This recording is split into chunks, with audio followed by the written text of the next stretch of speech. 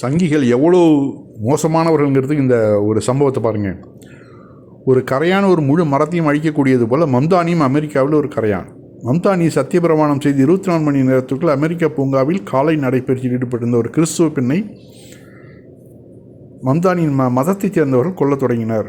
ஏனென்றால் இந்த மதவாதிக்கு மம்தானி உறுதிமொழி எடுத்துக்கொண்டார் என்று தெரியும். எனவே அவர் மதத்திற்கு எதிராக பேசவே மாட்டார் அப்படின்னு இவன் பதிவு போட்டுக்கிறாப்புல ட்விட்டரில். கடைசியில் இது உண்மையாக நடந்ததான்னு சொல்லிட்டு உண்மை அறியும் சோதனையில் எடுத்து பார்த்தாக்க இது அமெரிக்காவில் நடந்த சம்பவமே கிடையாது. இது நியூசிலாந்தில் இப்போ நடந்த ஒரு பழைய சம்பவம். அதை எடுத்து போட்டு இது மம்தானி தான் செஞ்சார், மம்தானியோட முஸ்லீம் மதத்தை சேர்ந்தவங்க தான் செஞ்சாங்க, அதுவும் நியூயார்க்கில் செஞ்சாங்க அப்படின்னு சொல்லிட்டு எந்த அளவு இப்போ உள்ள நெட்டு இப்போ நம்ம இணைய உலகில் வாழ்ந்துட்டுருக்குறோம். அப்படிப்பட்ட இந்த இணைய உலகத்திலே இப்படி பொய்களை பேச ஆரம்பித்தாங்கனாக்க இது எவ்வளோ பெரிய மோசமான ஒரு நடவடிக்கை பார்த்தீங்களா? அது அங்கே பாருங்கள். அது உண்மை அறிவு குழுவில் இப்போ கேட்டு அவங்க ஏ வீடியோ ஸ்கூல் மே லோகோं के गिरने के இது ஸ்கூலில் நடந்த விஷயம்னு சொல்லிட்டு அழகாக பப்ளிக்காக அது போட்டு காமிக்கிறாங்க.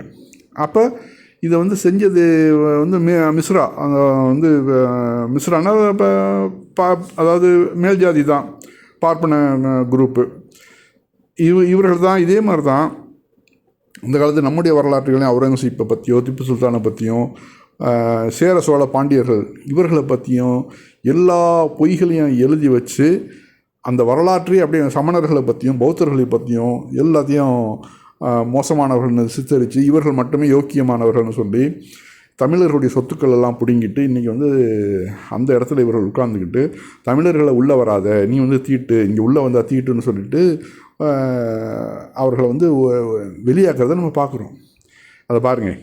இந்த நிகழ்வு நியூசிலாந்தில் நடந்த நிகழ்வு நியூயார்க்கோட சம்மந்தப்படுத்தி இது மம்தானியை சம்மந்தப்படுத்தி இஸ்லாத்தையும் சம்மந்தப்படுத்தி பேசுகிறாங்கனாக்க எப்படிப்பட்டவர்கள் இந்த ஆரியர்கள் அப்படிங்கிறதுக்கு இதெல்லாம் ஒரு உதாரணம்.